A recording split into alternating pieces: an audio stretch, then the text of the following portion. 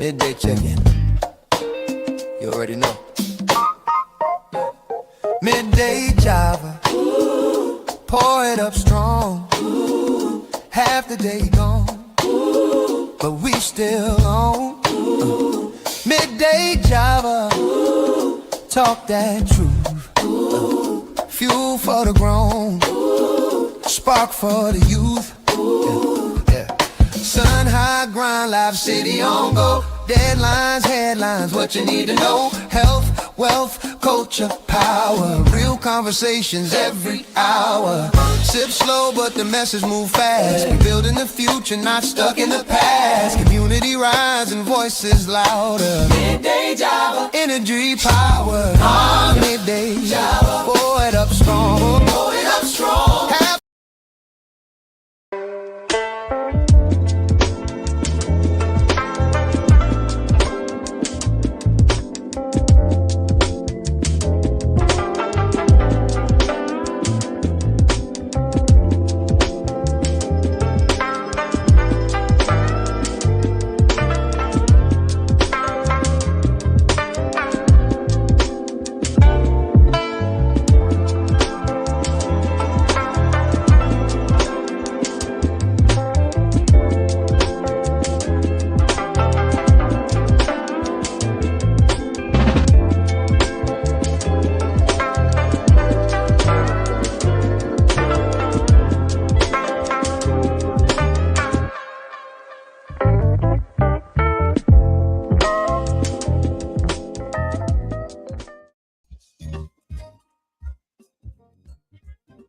Good afternoon, everyone. Good afternoon. Good afternoon. You are tuned in to a Midday Java. We are celebrating today Asian American Pacific Islander Month, and I'm excited to be able to do that because it is culture.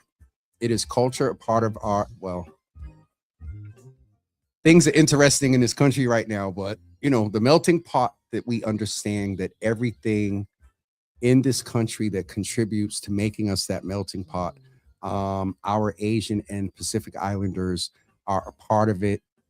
Everyone that comes, but this month has been set aside to celebrate that part of the culture as well. And so I'm excited today to speak with two folks, Nicole and Kevin from the Asian American Resource Workshop. We're going to learn about their agency, but we're also going to learn a bit about them and their experience. And also, you all know me, where there are similarities, we are all part of, especially in these times right now, experiencing different types of marginalization. And so there are some similarities in our struggle while there are differences. We're going to focus on some similarities. So without further ado, we'll be here with our guests for about a half an hour or so. So please do me a favor as I forget to, again, welcome you into the Java Cafe, and do me a favor, hit that like and share button and invite others to be a part of the conversation today. It is definitely important. And so we will both bring in Nicole and also Kevin. And we're going to, we're going to say Kevin is out in the field doing his best and trying to make everything work. And he's somewhere, it sounds like he's somewhere where there's food. I'm not going to be jealous about it, but yes, are you somewhere where there's food? It sounds like yes, but I'm back. No, it's good. It's all good. I'm just messing with you. But listen, Nicole and Kevin, welcome. Before we get started, I want to thank Arena for making this possible and making this connection. And I'm glad to have both of you here. So if you both don't mind, and Kevin, of course, we're going to start with Nicole. I'm old school. She's sitting here with us two brothers. Nicole, please greet the audience. And I didn't put this in, you know, kind of the frame of our conversation, but I would ask you, by your experience, kind of in what's going on, to surmise in one word after your greeting, not so much the status, but the experience of our AAPI community in the country right now. If you were to sum it up in one word. So again, good afternoon, and thank you for being here with us. Please greet the audience. Yeah, thanks so much, Jimmy. Hey, everyone. I'm Nicole Eigbrett. I use she, her pronouns, and I am one of the co-executive directors of the Asian American Resource Workshop, AARW. So I've been living in the Boston area now for about a decade. I grew up in Western New York State. I am a Chinese transracial, transnational adoptee. And what that means is that I was born in China, but then when I came here as through my immigration process as an adoptee, I was raised by white people. So for me, a lot of my Asian American journey and experience in this country was through this lens of whiteness and having to assimilate, having to survive. But I am grateful that when I moved to the Boston area after, going to college, I was able to find political community in this organization, actually, as a volunteer member. And this was during a time when Trump was first elected. And so all this political activation was happening for me. And, I've come full circle and joined the organization then 2 years ago as one of its directors. So you mentioned politics, and I'm an authentic person. And so I'm just going to ask, just like within the Black community, we ask when young ladies see doctors and people like Andrea Campbell and Ayanna Presley, what does it mean to see someone that looks like you? Our mayor is of the AAPI community. I'm going to ask, Nicole, to see yourself seen in someone, away from the politics or whatever, to see yourself in someone in that position, what is that? And Kevin will be right there. But Nicole, I have to, because when you said it was something in my mind, and when you said politics, that was my ask. I think it's important. And so what is it like to see Mayor Michelle Wu in office and leading as part of the AAPI community? Mm-hmm. Well, that's the thing, Jimmy. Everything is political, right? And so for me, it's really tough to set the politics aside. And while representation is really important and it does kind of, represent some sort of progress, there are limits to that. And I think we'll talk more about this, but I think at our organization, we've been really struggling with Mayor Wu recently. The budget cuts that are on the table, other policies that have been impacting our community, the Black community, working class and low income communities. So yeah, representation has its limits. It's not everything. So let me tell you all, before we get started and went live today, I told Nicole and Kevin both, I said, we got a frame of our discussion. And I said, I often respond off the energy and response of my guest. I wasn't ready. So, okay. Kevin, welcome to the conversation. You have to tell us where you are. What type of food? Where are you? I'm just at a cafe. But yeah. Well, okay. I thought you were going to say like good food. No. So, Kevin, welcome to the Java Cafe. And I'm going to ask you the same thing. Greet the audience, say hello, and then also give me a word for your experience based on life as you see it now, or just being here in the context of what's going on nationally. Welcome to the Java Cafe, and please say hello to the audience. Yeah, thank you for having me and having AARW here. My name is Kevin Lam. I use he or they pronouns, and I'm also one of the co-executive directors with the Asian American Resource Workshop, AARW. A little bit about me. I came to Boston back in 2015. But was born and raised in Poughkeepsie, New York, by way of Southeast Asian refugee resettlement. My parents had actually resettled to the U.S. in Poughkeepsie after what's commonly known as the Vietnam War, but what a lot of our communities refer to as the American War in Southeast Asia. And so for me, I was born and raised there. That really shaped a lot of my experiences of how I needed to navigate my surroundings, and also just witnessed a lot of the barriers and challenges that I saw my family encounter as like refugees trying to acclimate to a new environment, new surroundings after escaping war and genocide. And so I joined AARW in 2016, and I've been at the organization now for about 10 years. And it's been really exciting, but I think, really started like organizing under the first Trump administration around all of our issues of displacement that we were seeing our communities face.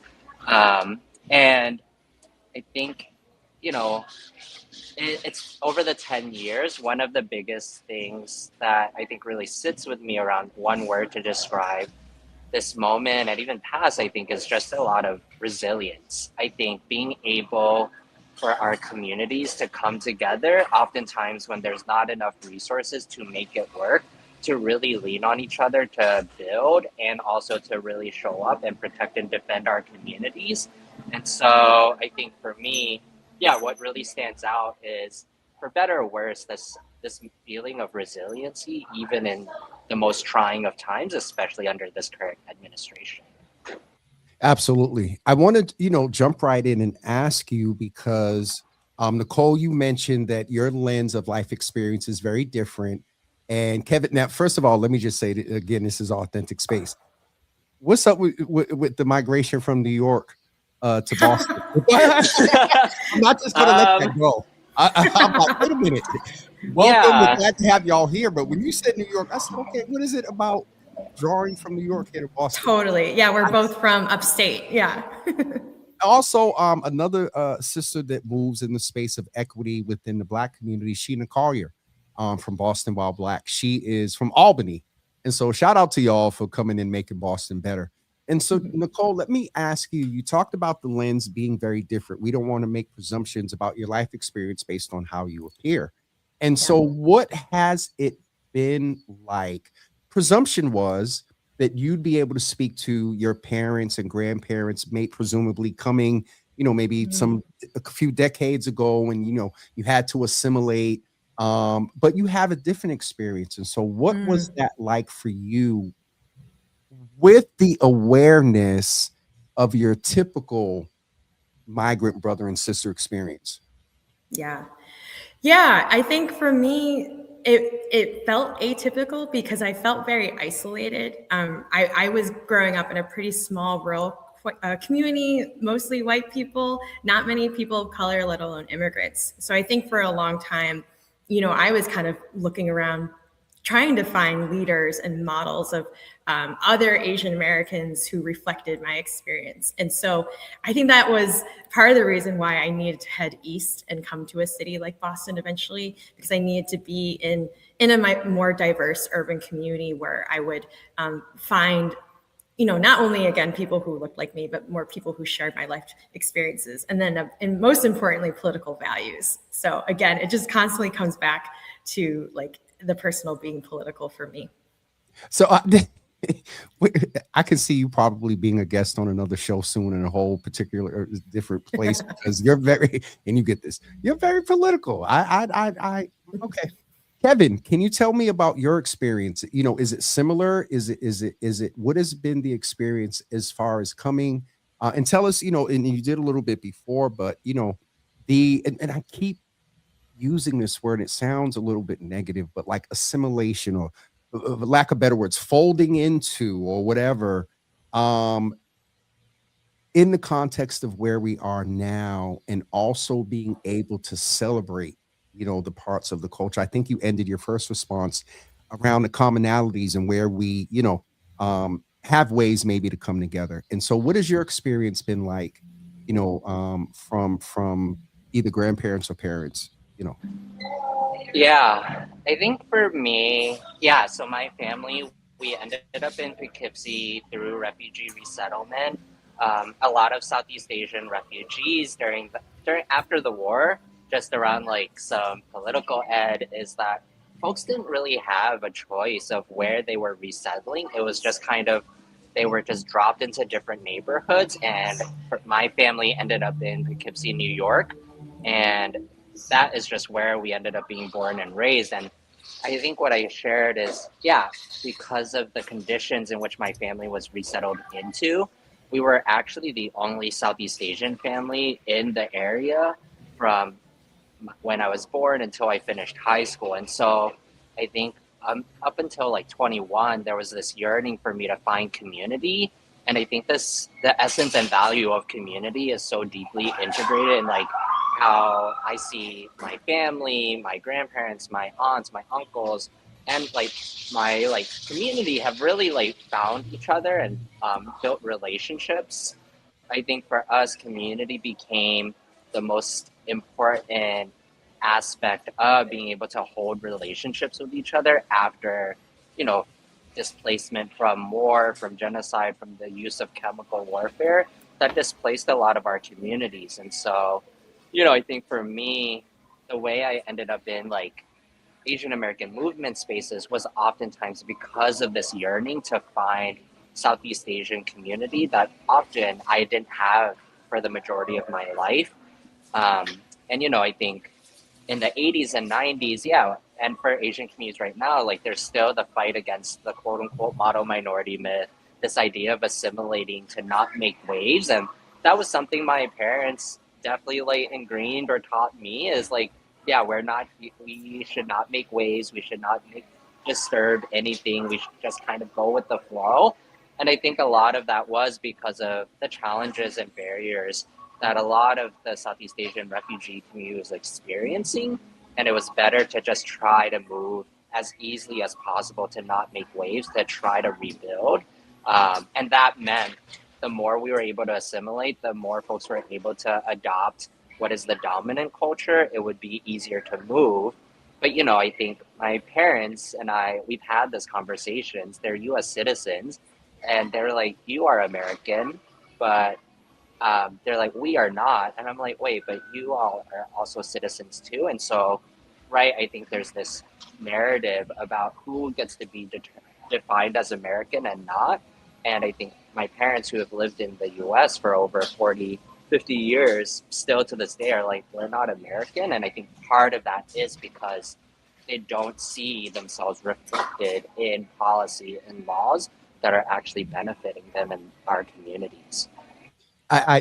Kevin, I'm going to ask Nicole to jump in here based on something that you said around a lot of similarities, even in your first, opening. And you talk about finding community. There's a lot of language that I'm hearing from both of you that if we were to turn the camera off, you could be Black, you could be of Asian heritage, you could be of Caribbean, Latino, Afro-Latino heritage. The experience is the same. And so, Nicole, if I can ask you, how do we, you're political, from voting, from voting block to pushing back on budget to problem gambling. I understand in Chinatown is very interesting. I had a whole show on that. Like, even though it may be targeted in Chinatown right now, in the Black community with the scratch tickets, still a problem. There's similarities of our marginalization that may demonstrate themselves in different ways because of culture or whatever. How do we do better at appreciating both of the differences in the culture, but then being better? And then, I don't know, within the AAPI community, but there's some kumbaya, and I might get in trouble. But there's some kumbaya that has to go on within the Black community. And someone say, well, Jimmy, before we go talk with others, we got to, but I don't know within the AAPI community if there got to be some kumbaya there too. But how do we, again, from voting block to pushing back, and then in a positive manner, celebrate, the similarities in culture? There was a lot there. I'm sorry. Yeah. That's a big one, Jimmy. Well, and that's no, it's good. In the intro, when you asked to like, what's the one word I would use to describe the Asian American community right now? Complicated is what came to mind for me, right? Because, it's an immense diaspora, right? Same. Like you look, globally, right? We represent millions and millions of people, hundreds of different cultures and ethnicities. And so it is really hard to kind of drill down and just summarize or generalize where we're all at. And in Boston, that's true as well. We're not a monolith, right? And what I think I've observed, though, is as someone who's kind of like created my own definition of what it means to be Chinese American, Asian American, queer American, right? There's a lot of stratification, I think, based on class interests because of our different migration histories. And like our organization, AARW, we are a Pan-Asian organization. But in our earlier years in our founding, there were some critiques that we were predominantly East Asian focused and East Asian oriented. And so, we've been trying to make this intentional decision to be uplifting the more marginalized communities within our diaspora. So again, like working class and low income Asians, Southeast Asians, South Asians, queer and trans Asians. So it's really important, I think, for us to be thinking through this lens of equity and really uplifting the fights of those in Asian America who haven't been heard as much. And so that circles back to what Kevin was sharing about why Southeast Asian refugees and deportation defense is like so central to what we do.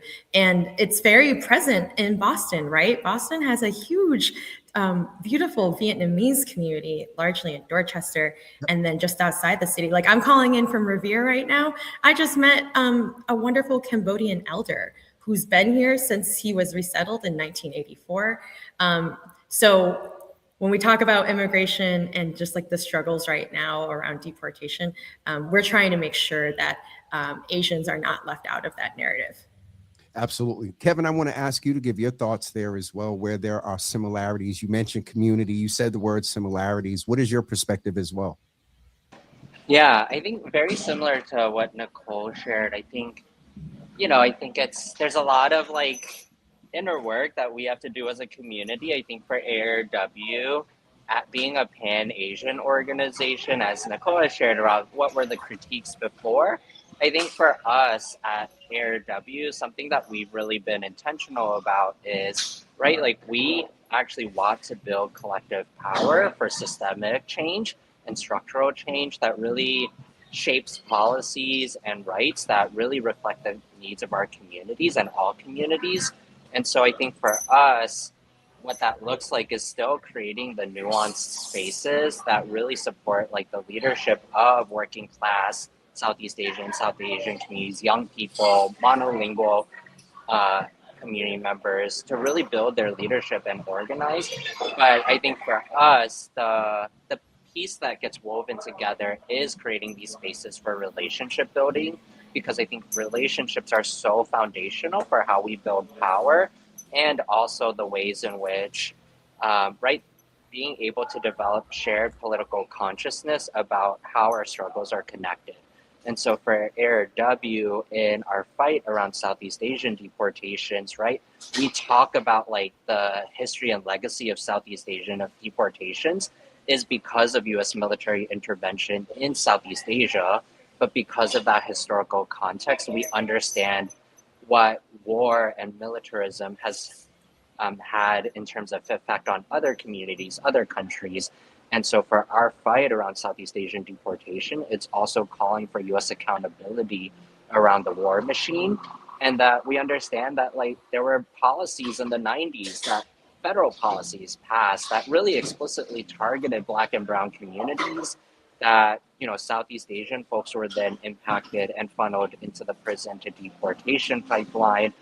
And that post 9/11, right, the South Asian and Muslim communities were being heavily surveilled and targeted under the guise of quote unquote terrorism, and how that was used as a way to really inflict a lot of harm and violence on communities. And so, I think for AARW, when we talk about Southeast Asian deportations with our community members, we often say our fight around Southeast Asian deportations is also a fight to end the surveillance and policing of South Asian and Muslim communities, and understand that that was what catalyzed the formation of the Department of Homeland Security, Immigration and Customs Enforcement, and that there's a legacy of that prior, of just a lot of policies that sent people into the prison to deportation pipeline. There is a lot there to unpack, but I think that one of the things that as a Black man post the election and a lot of our experience is that hearing both of you when you were doing the similarities, and you immediately mentioned Black and Brown communities, war on drugs and whatnot, and how that may have served as a precursor to the deportation piece you're talking about. And then you said post 9/11 with the piece around the Asian community and then the Muslim community. A lot of times I have experienced observation of a lot of the Black community feeling that we'll adjoin ourselves with everyone else's fight, and then when it's time for others to adjoin themselves with ours, it's not always there. I'm sure you all are familiar with the picture that came out after the election of the 4 Black women sitting on the ledge and was like, We're not doing it this time. I say Mm-hmm. this because it is very disheartening is a negative. So I'm saying, I guess, heartening. It is very encouraging, to know of the two of you. And again, no community is a monolith. There may be some people that still operate quote unquote old school or whatever. But just hearing what both of you are saying, it just as a black man, it's a little bit of, you know what I'm saying? It just not it's not it's very encouraging to hear both of you talk about joining Yeah. yourself with the fight. Yes, with the you know mentioned black focus, Muslim focus, but at the essence of it is humanity. Yeah. It's Yeah. humanity. And so we're getting a little bit to time. And so Kevin, you did mention spaces creating. And presumably when I saw your name, the Asian American Resource Workshop, not an actor, but somewhere in the arts. When you say resource workshop, I presume that you all go out and do quote unquote workshops, but workshopping can be constant. You're constantly teaching and maybe having an events, fun events, intergenerational. Kevin, I'll ask you to start our ending out segment. If you can let me know, is there anything coming up? And I want, while you're talking, answering that, I do, folks, and I'll go to James's page and put it on there too. The hyperlink to AARW is actually in the comments on Java with Jimmy. And also, I am going to put it on the James page as well. But Kevin, what's coming up at AARW? Yeah, so much, so much. But I think one of the main things I would highlight is right this current climate we are in. Like we're seeing all communities under attack, and so especially immigrant refugee communities. And I think for ARW, we explicitly work with formerly incarcerated Southeast Asian refugees and immigrants, folks who came to the U.S. after the war and have since been living in a state of limbo, not knowing if or when they may be deported for the past 2 decades. And so, in earlier this month, our team actually launched a statewide campaign to call on Governor Healy to issue clemency and pardons for Southeast Asian refugees and all immigrants and refugees who've been impacted by the criminal legal system and are now at risk of facing detentions and deportations. And for us, this is like 10 years of building with our directly impacted community members who are shaping some of the strategies that we are trying to move forward. And for us, we understand that actually in this moment where detentions and deportations are escalating at much quicker rates and expedited beyond the first Trump administration of what we've experienced before, there's so much more urgency to actually take action now.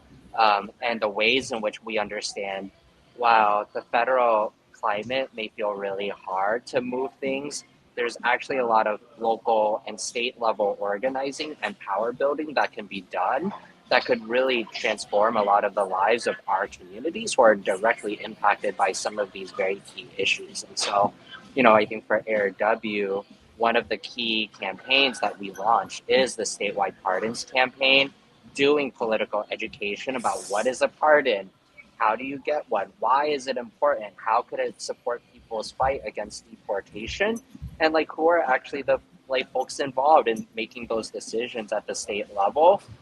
Part of this is to actually inform more of the broader public around this process, so it's actually more accessible. People know about it, and through that, also I think being able to integrate deeper narrative shifting around a lot of the stereotypes about immigrant communities, uplifting the experiences of Southeast Asian folks who've been incarcerated, addressing the criminal legal issues.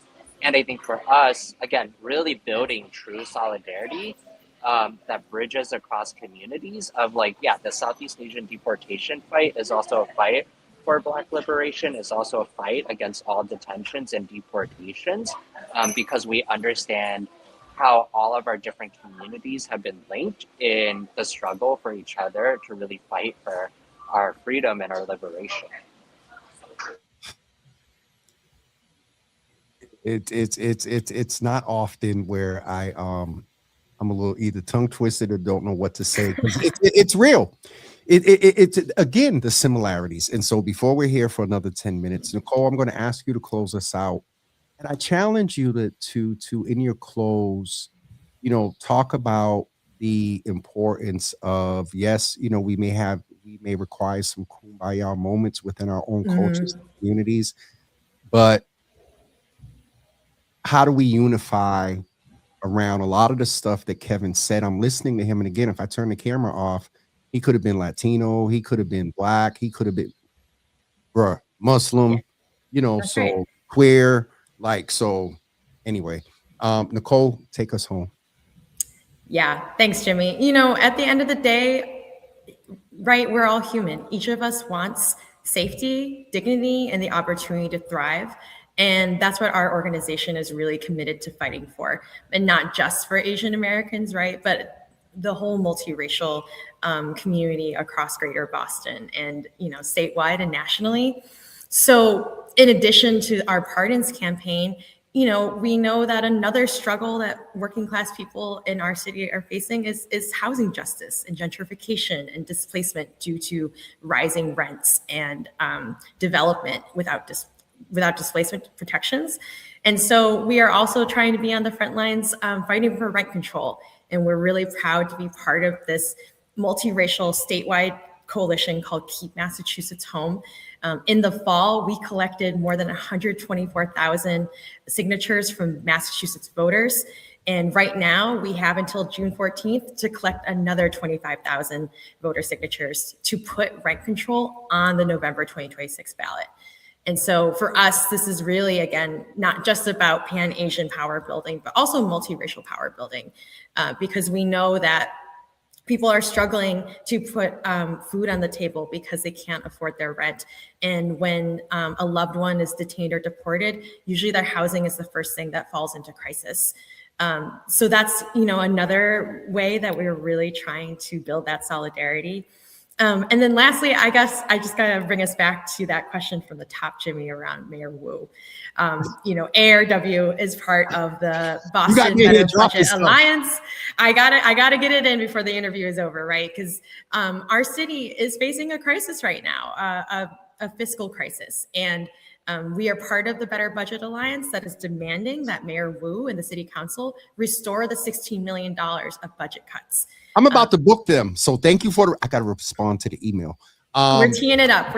We took to the streets Tuesday night outside of City Hall. We shut down Congress Street for about an hour, led by the young people of Dorchester, Roxbury, Mattapan, Black, Brown, Asian youth coming together, demanding that their jobs, their food security, their housing grants, their immigration and wellness spaces, programming for seniors, right? Let's not cut the resources that are so critical to protecting our people right now, when we should all be united against the federal administration. So again, this is a moment where we remember that representation isn't everything. And, we want to be able to lovingly and importantly challenge our elected leaders to lean into the power that they hold and help the most marginalized out, as they should be. Okay. I really appreciate both of you being here today. Cole, thank you for the budge, because I actually reached out to BBA, and I asked them an email, and then now I have to get back to them with some big options as soon as I can. Awesome. They'll get into the weeds. Let them know that this was a precursor, but we're going to make sure that we make that happen. But I really appreciate both of you. I have to name the fact that being a little bit older, seeing the energy, and I really believe in the fact that a lot of us have to kind of step back and do the old school SOS, service, opportunities, and support.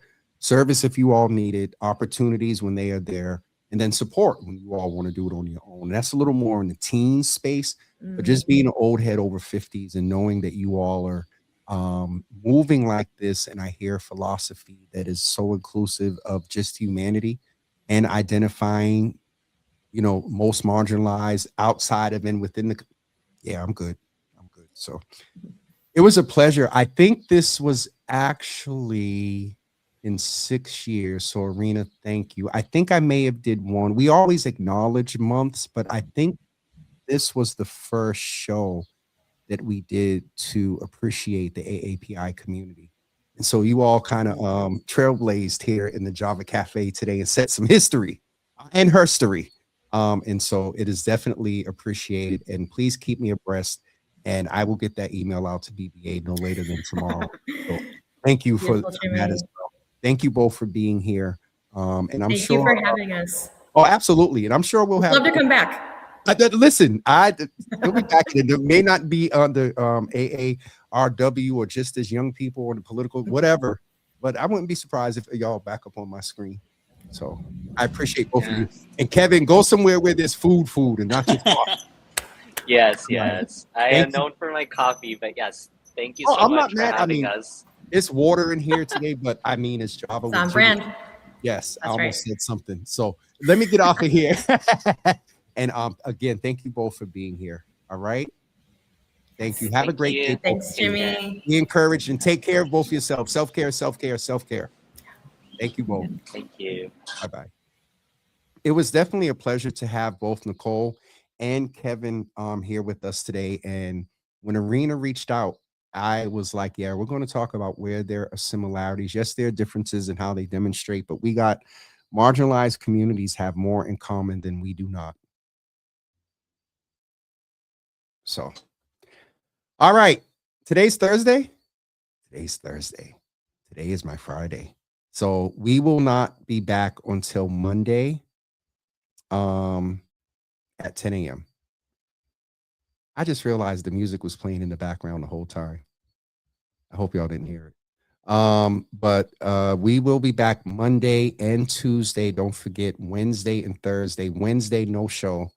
And on Thursday, we will be live at the Copley Library from the Newsfeed Cafe for GBH Amplifies James Jimmy Hills, host of Java with Jimmy.